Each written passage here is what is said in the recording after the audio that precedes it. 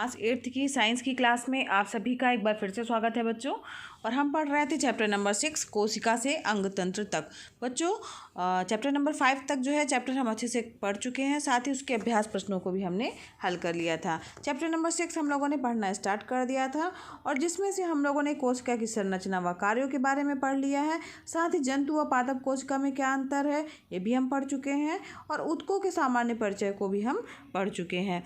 आज हमें तंत्रिका तंत्र के बारे में भी बच्चों हम इसके जस्ट पहले की वीडियो क्लासेस में जान चुके हैं और आज हमें पढ़ना है अंतःस्रावी ग्रंथियों के बारे में और साथ ही पौधों में समन्वयन हार्मोन्स के बारे में।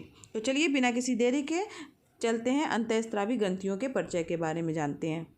इसके पहले का बच्चों हम लोग जो चैप्टर नंबर 5 तक जो चैप्टर्स को कंप्लीट कर चुके हैं। अगर आपने अभी तक नहीं देखे हैं वीडियो तो चैनल की प्लेलिस्ट में जाइएगा, क्लास 8 साइंस की प्लेलिस्ट है, उसमें जाकर के आप वीडियो देख करके चैप्टर को ध्यान से अच्छे से समझ सकते हैं। साथ ही अभ्यास प्रश्नों के वर्क को भी अपने कंप्लीट कर सकते हैं। तो चलिए बढ़ते हैं अंतःस्रावी ग्रंथियों के बारे में जानते हैं।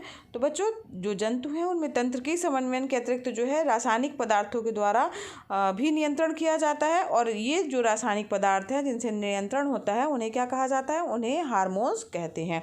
तो शरीर में कुछ विशेष प्रकार की ग्रंथियाँ होती हैं जो हार्मोन्स का जो है वो स्त्राव करती रहती हैं, जिसके कारण जो है हम क्रियाओं को जो है संतुलित करते हैं, नियंत्रित करते हैं। तो तंत्र की जो है समन्वय जिससे स्थापित होता है। तो ये जो ग्रंथियाँ होती हैं वो हमारे इन ग्रंथियों को बच्चों अंतःस्रावी ग्रंथियाँ कहा जाता है। जो हार्मोन्स जो बना रही हैं उन ग्रंथियों को क्या कहा जाता है, अंतःस्रावी ग्रंथियाँ कहा जाता है। चित्र आप देख रहे होंगे, यहाँ पर अंतःस्रावी ग्रंथियों के बारे में बताया गया है कि मनुष्य के शरीर में कौन कौन सी ग्रंथियाँ हैं और कहाँ कहाँ पर हैं। तो यहाँ पर जो है हार्मोन्स जो है रक्त के द्वारा पूरे शरीर में संचारित होते रहते हैं, पूरे शरीर में जाते रहते हैं और हार्मोन्स जो है बच्चों रासायनिक संदेशवाहक की तरह विभिन्न अंगों की कोशिकाओं तक पहुँचते हैं और अनेक जो क्रियाएं हैं उनको जो है वो प्रेरित भी करते हैं ताकि वो क्रियाएं हों। जैसे कि अगर हम बात करें कि अधिवृक्क ग्रंथि से जो निकलने वाला हार्मोन्स है जिसे क्या कहा जाता है, एड्रेनालिन, तो उसकी मात्रा जब बढ़ जाती है तब आप क्रोधित अथवा उत्तेजित होते हैं और शरीर को पुनः सामान्य स्थिति में लाने का कार्य जो है अन्य विशिष्ट हार्मोन्स जो है जिसका नाम है नॉरएड्रेनालिन नेलिन करता है। इसी प्रकार से शरीर में जो है थायराइड जो है वो भी एक अंतःस्रावी ग्रंथि है, पैराथायराइड भी है, पैंक्रियाज है, पीयूष ग्रंथि है और जननांग आदि जो है अंतःस्रावी ग्रंथियां हैं जिसमें से जो है हार्मोन्स निकलते हैं और जो है वो कुछ ना कुछ कार्य करते हैं जो हमारे शरीर के लिए लाभदायक होते हैं। तो यहाँ पर देखिए आपके यहाँ पर मस्तिष्क में पीयूष ग्रंथि पाई जा रही है। इसके बाद गले पे जो है वो थायराइड ग्रंथि पाई जा रही है, एड्रिनल ग्रंथि ये देखिए यहाँ पर है। यहाँ पर ये आपका अग्नाशय है जिसमें से भी रस निकलता है, अंतःस्रावी ग्रंथि है ये, ठीक है। स्त्रियों में जो अंडाशय जो है वो उसकी स्थिति को बताया गया है, साथ ही ये जो है ये वृषण बताया गया है पुरुषों के लिए। तो यहाँ पर देखो अंतःस्रावी ग्रंथियाँ आप समझ गए होंगे कि क्या कहते हैं, किस तरीके से अंतःस्रावी ग्रंथियाँ कहाँ कहाँ पर हैं। आइए अब हम चर्चा कर लेते हैं कि जो अंतःस्रावी ग्रंथियाँ हैं तो वो कौन कौन सी हैं, साथ ही उनसे स्रावित होने वाले जो है हार्मोन्स कौन कौन से हैं और उनके क्या कार्य हैं। तो यहाँ पर जो है आप देखिए तालिका बनी हुई है जिसमें स्पष्ट रूप से बताया गया है कि कौन कौन सी ग्रंथि हैं और उनसे कौन कौन से हार्मोन्स होते हैं और वो क्या क्या कार्य करते हैं। तो यहाँ पर पहली ग्रंथि है पीयूष ग्रंथि, है ना। तो ये बच्चों ये जो पीयूष ग्रंथि है ये क्या करने का कार्य करती है, इसमें जो हार्मोन्स होता है वो वृद्धि हार्मोन्स जो है स्रावित होता है और क्या करता है वो वृद्धि, शरीर की वृद्धि में सहायक होता है। और अगर पीयूष ग्रंथि में जो है अगर पीयूष ग्रंथि में इस हार्मोन्स में की कमी होगी या यह हार्मोन्स कम स्रावित होगा तो इससे क्या होगा बच्चों कि जो शरीर में जो है जो बढ़ते हुए बच्चे हैं उसमें जो है उनकी वृद्धि जो है वो थोड़ा कम हो जाएगी, जिसके कारण उनका जो है वृद्धि जो है वो आपको कम समझ में आएगी कि हाँ ये बच्चा कम बढ़ रहा है। वो पीयूष ग्रंथि में अगर प्रॉपर रूप से जो है वृद्धि हार्मोन स्रावित नहीं होगा तो ऐसा हो सकता है, क्योंकि यह हार्मोन्स बच्चों शरीर में वृद्धि का कार्य करता है। अब हम बात करते हैं बच्चों दूसरा जो ग्रंथि है वो है थायराइड ग्रंथि। तो जो थायराइड ग्रंथि है उसमें से थायरॉक्सिन जो है नाम का हार्मोन्स जो है वो रिलीज होता है, निकलता है और बच्चों ये हार्मोन्स जो है वो शरीर की उपापचयी जो क्रियाएं हैं उनको नियंत्रित करता है। और अगर थायराइड ग्रंथि जो है ये में से निकलने वाला जो ये थायरॉक्सिन हार्मोन्स है, अगर इसकी कमी होती जाए तो फिर ये घोंघा रोग हो जाता है, जिससे गला जो है वो गला बहुत आपका मोटा हो जाएगा। तो इसकी कमी से, थायराइड ग्रंथि की कमी से जो है वो घेंघा रोग उत्पन्न होता है। अब हम तीसरे ग्रंथि और हार्मोन्स की बात कर रहे हैं। तो तीसरा है पैराथायराइड। पैराथायराइड बच्चों जो है वो पैराथार्मोन नाम का हार्मोन्स जो है वो स्रावित करता है, इसका क्या कार्य है बच्चों? तो ये रक्त में कैल्शियम तथा फास्फोरस की मात्रा को नियंत्रित करने का कार्य करता है। ठीक है, तो ये पैराथायराइड ग्रंथि जो है वो पैराथार्मोन नामक जो है हार्मोन को स्रावित करती है, जो कि हमारे रक्त में कैल्शियम और फास्फोरस की मात्रा को नियंत्रित करने का कार्य करता है। अगला है बच्चों अधिवृक्क ग्रंथि, जिसे एड्रिनल ग्रंथि कहा जाता है। इसमें से एड्रिनेलिन नाम का जो है हार्मोन स्रावित होता है, जो कि क्रोध, चिंता और उत्तेजना की अवस्था में जो है तनाव के संयोजन का कार्य करता है, ताकि जो है आप बहुत अधिक जो है तनाव ना आपको जो है, जब आपको क्रोध आएगा, चिंता होगी, उत्तेजना होगा, तो उस टाइम पे जो है तनाव का क्या संयोजन का जो है वो ये कार्य करता है हार्मोन्स। फिर पांचवा है बच्चों अग्नाशय ग्रंथि। तो अग्नाशय ग्रंथि जो होती है, जिसे पैंक्रियाज कहा जाता है, इसमें से होने वाला जो हार्मोन्स है वो है इंसुलिन, जो कि बहुत ही महत्वपूर्ण हार्मोन्स है बच्चों। और ये जो हार्मोन्स है ये रक्त में शर्करा की मात्रा को नियंत्रित करता है। इसके द्वारा जो है रक्त में शर्करा की मात्रा जो है वो नियंत्रित होती है। और अगर इसकी कमी हो जाती है, तो अगर इंसुलिन की कमी होती है तो मधुमेह, डायबिटीज़ जिसे कहा जाता है, वो रोग हो जाता है। अक्सर ये बहुत लोगों में आपने सुना होगा कि ये जो है डायबिटीज़ रोग होता है, जो कि किसके कमी के कारण होता है? इंसुलिन का जो है अगर हार्मोन डिसबैलेंस हो गया तो आपको मधुमेह नामक रोग, जिसे डायबिटीज़ कहा जाता है, वो हो जाता है, जो कि हमारे अग्नाशय ग्रंथि से स्रावित होता है। इसके बाद बच्चों अगला है हमारा वृषण, जो कि नर में पाया जाता है। और ये टेस्टोस्टेरोन नामक जो है वो हार्मोन्स को स्रावित करता है, जो कि नर जननांगों के विकास को प्रेरित करता है और जो शुक्राणु बनते हैं उनमें उसके निर्माण को जो है वो नियंत्रित करता है।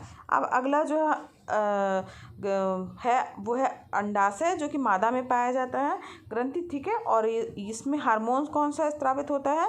वो एस्ट्रोजन हार्मोन्स होता है, जो कि मादा जननांगों के विकास को प्रेरित करता है और अंडाणुओं के निर्माण को जो है वो नियंत्रित करने का कार्य करता है। तो इस प्रकार से बच्चों ये हमारे जो है पूरी ग्रंथियाँ हो गई, जिनसे स्रावित होने वाले हार्मोन्स हो गए, और उनकी क्या इम्पोर्टेंस है, उनका क्या कार्य है, ये हमने जान लिया। ये बच्चों टेबल जो है आप अच्छे से याद कर लीजिएगा, इम्पॉर्टेंट टेबल है, और ये जो है इससे संबंधित क्वेश्चन जो हैं वो एग्ज़ाम में आते रहते हैं। अब हम बात कर लेते हैं बच्चों पौधों में समन्वय की। तो पौधों में जो है तंत्रिका तंत्र नहीं होता है बच्चों, और पर्यावरण में हो रहे परिवर्तन के साथ अपने व्यवहार को पौधे जो है हार्मोन्स के द्वारा समन्वित करते रहते हैं। अब हार्मोन जो है वो समन्वयन के साथ पौधे में वृद्धि, प्रकाश व जल के प्रति उद्दीपन आदि क्रियाओं का भी नियंत्रण करते हैं। अगर हम बात करें चना मटर के खेत में, तो पौधों की प्रारंभिक अवस्था में किसान जो है उन्हें ऊपर से ही खोंट लेते हैं।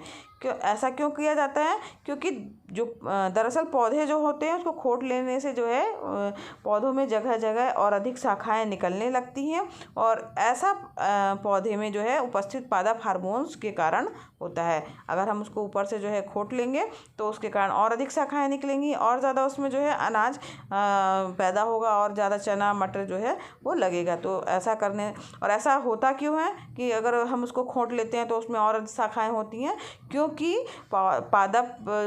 पौधों में जो है एक हार्मोन्स होता है पादप हार्मोन, जिसे ऑक्सिन कहा जाता है। ऐसा करने के कारण जो है उसमें ढेर सारी और ब्रांचेस निकलने लगती हैं। तो पौधों में भी बच्चों बहुत सारे हार्मोन्स पाए जाते हैं, जैसे ऑक्सिन, जिब्रेलिन, साइटोकाइनिन, एब्सिसिक अम्ल और एथिलीन, है ना। तो एथिलीन जो है ये सारे जो हैं वो पौधों में पाए जाने वाले हार्मोन्स हैं, जिन्हें पादप हार्मोन्स कहा जाता है। तो यहाँ पर कुछ हार्मोन्स दिए गए हैं पादप हार्मोन्स, जिनके कार्य भी बताए गए हैं।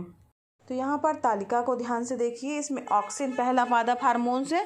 तो ये बच्चों क्या कार्य करता है, तो यह कोशिका में दीर्घीकरण का कार्य करता है और इसके प्रभाव से तने के पार्श्व में शाखाएं जो हैं वो नहीं निकलती हैं। ठीक है, तो यहाँ पर जो है ये ऑक्सिन हार्मोन्स के कारण जो है तने के जो पार्श्व हैं उसमें शाखाएं नहीं निकलती हैं। फिर दूसरा जो है पादप हार्मोन्स है वो जिबरेलिन। तो जिबरेलिन जो है इसके प्रभाव से तने के जो पर्व होते हैं वो लंबे होते हैं और ये अंगूरों का आकार तथा इनके गुच्छों की लंबाई बढ़ाने में भी सहायक होते हैं। ठीक है, फिर अगला पादप हार्मोन है आपका साइटोकाइनिन। साइटोकाइनिन जो है बच्चों ये हार्मोन जो है वो कोशिका विभाजन को प्रेरित करता है। इससे कोशिकाएं क्या होती हैं, विभाजित होती हैं, पादप कोशिकाएं।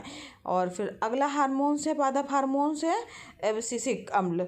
तो एब्सिसिक अम्ल जो है बच्चों ये जो रंध्र हैं उनको बंद करके वाष्पोत्सर्जन को संचालित करने में मदद करता है। ये पत्तियों के झड़ने में भी सहायक होता है।